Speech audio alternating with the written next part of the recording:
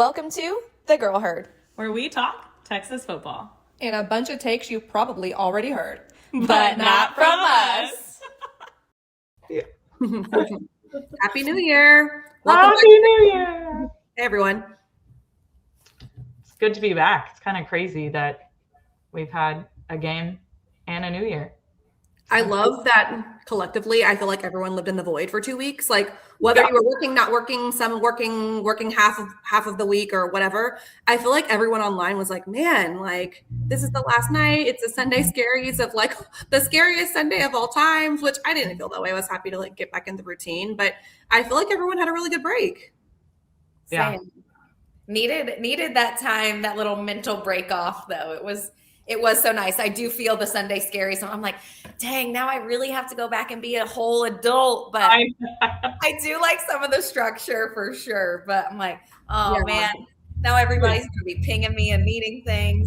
Well, it was just like, I love a routine as well. So like getting back into that, but the number of people like that messaged me today and were like, man, it's real. Like we're actually all having to go back, and kind of what you said, Ange, the number of memes that are like, oh, now it's really circle back season. Who wants to do that? Here we are. Happy Monday. Here we are. And I mean, word on the street is we're carrying the SEC on our backs, but what's new? We won our bowl game. A lot of SEC teams can't say that. And I mean, we won against Michigan, which people were online saying, oh, they don't have their coach. They don't have this. And I'm like, hello. Funny how people throw things out there. The other side is like, did you not see all the stuff that we also did not have?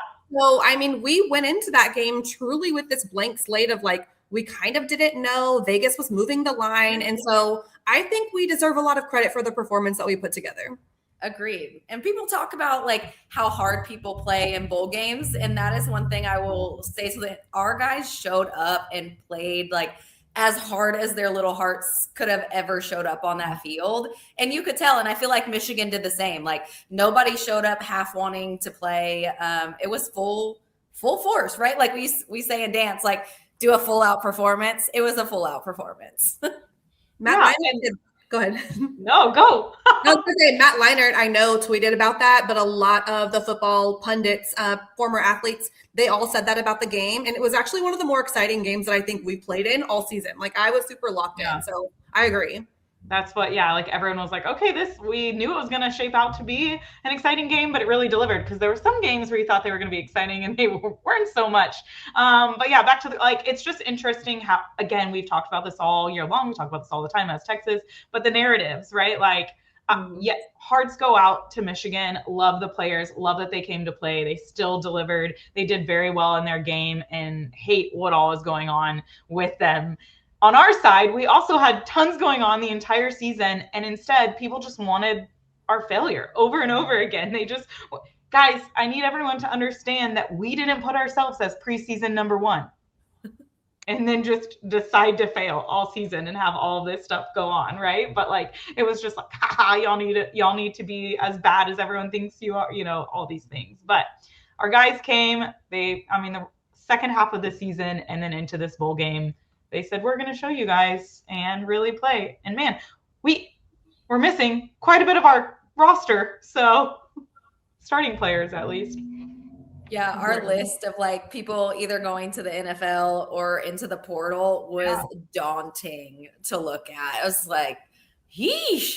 But on the positive side of it, you see how much action and how much movement that they're trying to make to really build a national championship caliber team, which I know for the three of us is something that we've talked about over and over and over again. Like the time is now, like, let's freaking do it. We need to win another national championship.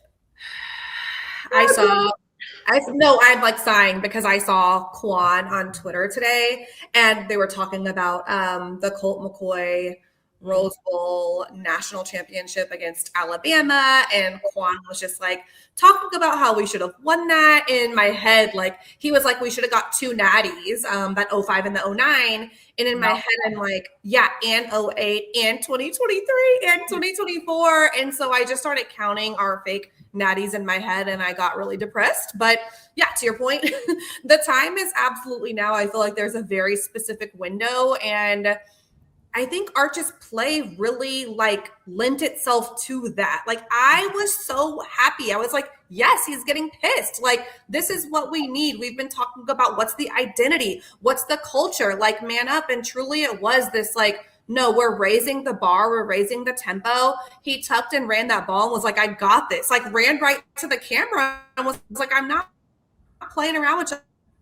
And I was like, this is exactly what's needed. And I'm sure the energy that he had on the field is exactly what's happening off the field and in those meetings of like, let's build this roster. It's my last year, and having like a voice. I think that, Michelle, you mentioned like the preseason #1 thing and this whole like Heisman talk. And I think I texted you guys a little bit about this, but it's so unfortunate how he couldn't just like be, yeah, I'm him. Like, oh, they're putting me up for Heisman. Well, thanks. Let's show it on the field. But, you know, I absolutely believe I'm one of the best. That's what he wanted to say, but he like knew he couldn't. And I love the Citrus Bowl for him so much because he came into his own a bit and he's not afraid to be exactly who he thinks he is. And that's not easy to do.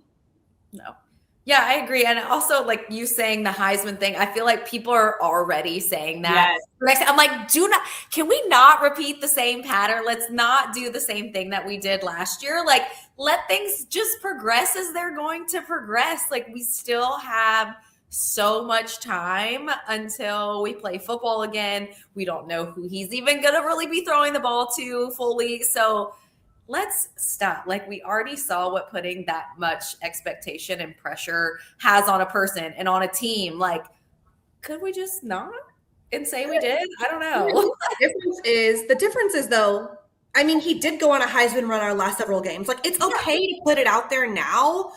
The issue was our team and Arch. You're not ever in life going to do anything and show up and like be Tom Brady on day one. So like the expectation of that, because he had Manning on his back and because people put us at preseason #1, yes, Angie, it fully set us up for failure. But people saying that during the Citrus Bowl, I was like, yeah, so what? Who cares? Like, cool, because he deserves that recognition now because he's proving it on the field. And the problem was he was doing his like preseason media and they were saying it and nothing had happened yet. Yeah. He like, what is he supposed to say? Thanks. Like, yeah, I think I could get there. I'm developing. Yes, but like, don't just give me that because I have Manning on my, like, wait, let me watch me. Like, let me come into my own. And, all these things that we talk about, like wanting back, like all the should have been natties, don't get us started. But I think, to me, Manning's mentality and what we've been talking about and how he reacted in this game was he doesn't want that. He doesn't want the talk of like, we wish we had that back. We wish we had that back. He wishes he had a few games back at the beginning of the season. I also will say not all on him. There's a lot of factors that went into that, but he doesn't want to play that again. So yeah, we don't know who he will be throwing to your point, Angie, but like makes me very fired up for how he's going to be in 2026 because you can only imagine how he's about to talk to his teammates and like work with them as well. Yeah. And I think, Devin, you said this in some of our conversations too, of like, I love villain Arch and same, like, because we also talked about having a Westlake mentality and how do we get out of that, right? Because Texas does have a very big endowment. We do have a lot of money. We have the nicest facilities, all these things. So it kind of breeds this level of expectation and entitlement. But when your QB1 is who he is, and he has the mentality that is not that like, bump this, I'm not about to leave anything on this field, throwing F-bombs, you're going to watch me and I'm going to show you what kind of man that I am and that I am a dog. And I feel like that is what has to like trickle down through the locker room into all of these kids that are going to are going to be ingrained into the Texas culture. And that's what it needs to be moving forward. I wonder if any of his teammates were surprised at his intensity during the game, because we have not seen him like that. We've seen sparks and moments here and there, and so funny. I hope Arch brings it back for 2026 because my mom has asked so many times. She goes, why didn't he do his dance? I'm like, I don't know. I think he was just so locked in and focused, and he's like on a whole different playing mode now than he was when he was coming in as the backup. But I mean, he shook me. I said, oh, okay, let's go. And when people like the QB1, they raise the bar like that, you have no choice but to raise it along with them. And yeah, I mean, to me, it was very telling. And of course, now we have the portal happening and players switching in and out. And so during the game, you could really just see, especially at the wide receivers position specifically, he was frustrated. He was like, let's do better. Yeah. And I go ahead, Mish.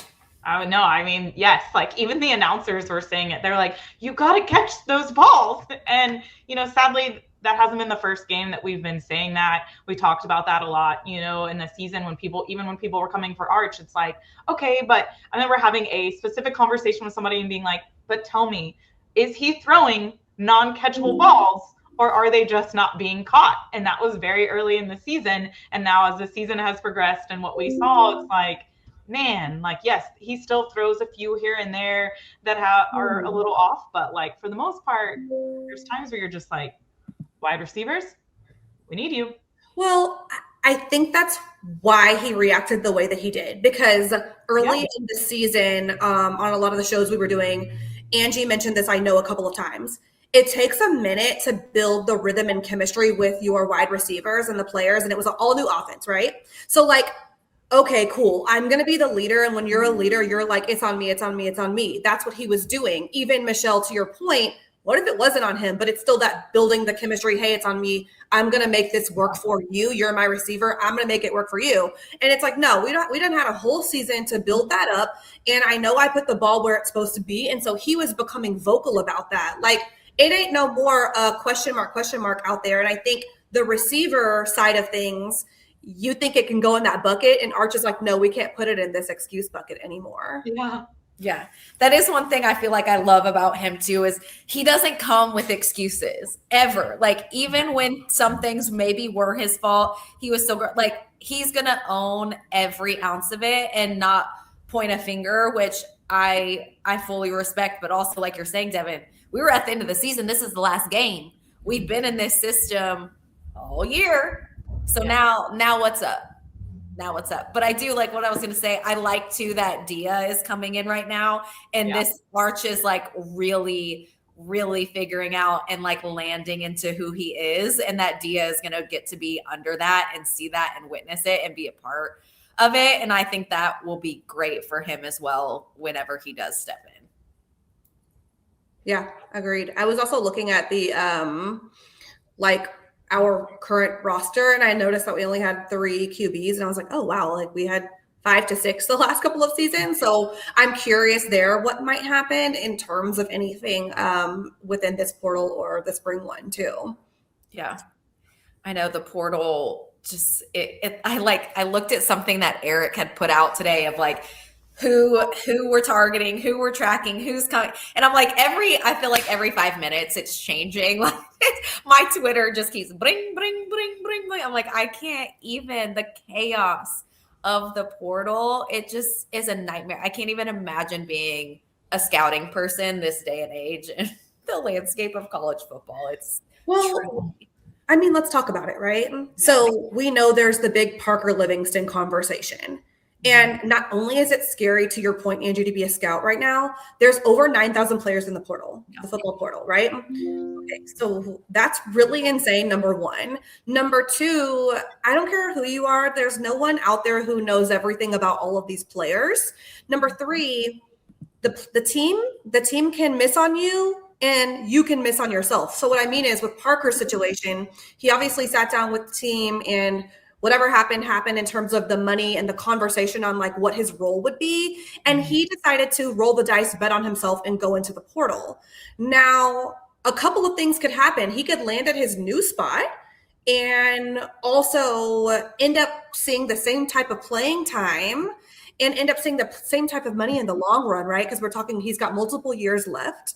And this actually just happened in women's basketball. For anyone who follows that, Mylasia Fulwiley. She was at South Carolina, wanted to be a starter, but the point guard came back, so she didn't get the starting position, transferred to LSU, and guess what? Also isn't starting there. Yeah. And so you have to be careful. But also, what if we evaluated someone wrong too, and they leave and they ball out, hopefully not at OU, but it's hard. It's really, really tough. And I I don't think there's really a way that you can perfectly predict any of this. And I know Michelle will say that because she's the queen of, I see it on all sides. No, I just like, I mean, we talked about it when it came out, of course. I like initially it stings, right? And it's because of what I felt and what I've said before about like how I feel about college football, right? Like that's why I tend to lean more towards college than NFL, just because these players stay together longer. You get to watch them build, you get to cheer them on week. And Parker was one of those, right? Like we got excited about him. He really came through on several games and plays and whatnot. But I can see the other side and I understand it. And the landscape that we're in now and what's happening, and players are having to make decisions for themselves. Universities are having to make decisions for themselves, and see the bigger picture. And so I get that. And I've really had to change my perspective. And so though it stung, I also got it and I understood. And we had literally just watched the Citrus Bowl where there were tons of drops. So you can't be surprised that they're going to try to go after some wide receivers and what's going to happen. The other side of that is kind of, like what you're saying, Devin, is development and like where that can go. Like we've sadly said this before about wide receivers who then balled out the next year, so you never know what can happen. But like also, I don't know, like in this era, how much time do you have to wait for that development? I think that's also the hard part too, is because you're chasing certain guys that you really want, but also so are so many other people. And so then what if you lose them? Then who are the A, B, and C option underneath? And then are we going to possibly lose them because we're courting number one? And it just is insane. It really is insane. And like Saban said, like you said too, Mish, like as a fan perspective, it is so hard because we get attached to certain players. Think about when we, like growing up watching Texas football and when we were in school, we had favorite players that were there. We're going to be there all 4 years unless they decided to enter and go into the draft early. And now it's just a gamble. Like, whose jersey do I buy? I don't know. He might not even be here next year. Like it really is just kind of crazy. And I think there's gonna have to be some changes made, and a little bit more maybe alignment with the NFL. Like after the draft is when portal, or around the draft time, right? May is when a portal would open, and then spring happens after that instead of now, right? You have coaches that are going somewhere else, players then want to go somewhere else or follow the coach, yet they're still in the playoffs. They're still trying to get a national championship. And there's so many variables that are unknown and unpredictable that I don't really feel like it's fair. There's so much to it. Like your jersey comment, it brought me back because I went to the Texans game yesterday. Of course, they played Indianapolis Colts, and the number of Manning jerseys I saw people still wearing, right? Which obviously is a big deal regardless, but I was just like, I even was looking, okay, we have new jerseys. Like, whose would I get? Whose name do I want on my back? Who's going to stay around? Like Parker is probably someone that people wanted to buy jerseys of, so I don't know. I don't know what's going to happen. I don't know how it's going to go, but it will be interesting. We're definitely still figuring out the portal timing. We're still figuring out playoff situations. It's all changing. Yeah.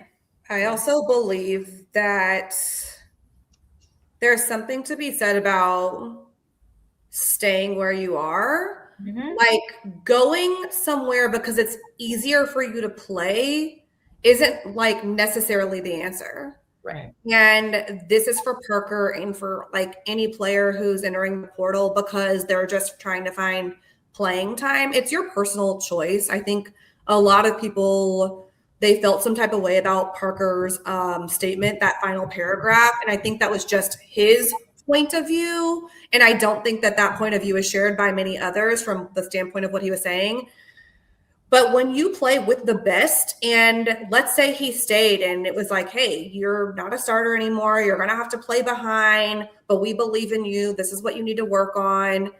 I think that really speaks volumes. And I hope that there are players who do that, because if you're playing with the best, I think you are going to end up on top. And Tom Brady mentioned it. He had a video about it because, he was drafted 6th round, wasn't necessarily really a starter at Michigan. It was very tough for him. And he was like, they asked him would he transfer. And he was like, well, it's hypothetical. But he's like, the way that I came up, it made me so competitive because I had to be so hungry. And gosh, like, I just think these younger kids who are entering college, they just don't have too many places where like things are tough for them anymore. Okay, like not playing cool portal. Okay, this isn't working out. I'm gonna go over here. Okay, I'm getting paid $500,000 to play football and I'm 18. Like love all of those things, but gosh, they do not know the grind. No, I completely agree. And that is one thing I feel like is a pro about the portal is like we're going to compete. Like we're going to bring somebody in here and you're going to compete, and that drives so much positivity within the sport. But I also think like Parker to me was also a cultural guy on the team. His brothers, him, his personality, like all of the things were culturally part of what makes Texas football fun and great, right? Like the Jordan Whittingtons, the chef, like there's so many people that you can categorize in that. And I feel like Parker was one of those. And it is still, I feel like, important to have those people on the team and that are bought in to their role. Not that they aren't going to play or aren't important on the field, but they're as bought into who they are off the field, and the cohesion of that team and the program as they are on. Well, I also think like so like your wide receiver, maybe 3, like we need several weapons. We need to move those in and out. People get hurt. Like you never know what can happen. So to me, it says like, it's the money, it's the, differences there. But I mean, even Quinn talked about it too. And yes, he did transfer and ended up coming to Texas, but Texas was also where he wanted to land. But he said it too, like the brotherhood that if he would have transferred versus gone to the NFL, he did have that choice, and he talked about it and said, no, like what we created, the bond that we had, the teammates, like everything, that's what I played for at Texas. That's where I wanted to be. That's where I wanted to stay. And it made me who I am. And now I wouldn't have, wanted to chase more money or whatever it could have been. Also, I think it's important to note he was a redshirt freshman. Do y'all remember the rosters that we went to school with? Some of those people did not get on the field full time until their senior year. They were playing time their junior year. Like you had to really work your way up in that program. I mean, as you should. We played for a national championship in 2009 during those years. So it all makes sense. But I think it's like, gosh, like give yourself an opportunity to develop. And you got an amazing opportunities this year when Mosley was out and hurt. And, I think if I were in his shoes, I would have taken a different path. But of course, like totally support him and his family and wish him all the best, in his future for sure. Yeah, and I think back then too, it was just an honor and a privilege to be in that locker room. And that piece I feel like has kind of got diminished a little bit with how we are these days. Well, think about, one of my favorites, Taft, like came on as a walk-on. Talk about having to prove yourselves. And now look at him leaving, like, right? How many awards has he received, like going into the draft this year, and everyone's excited for him. He has all of the support. So like, yeah. That just gave me goosebumps, Angie, what you said. Like,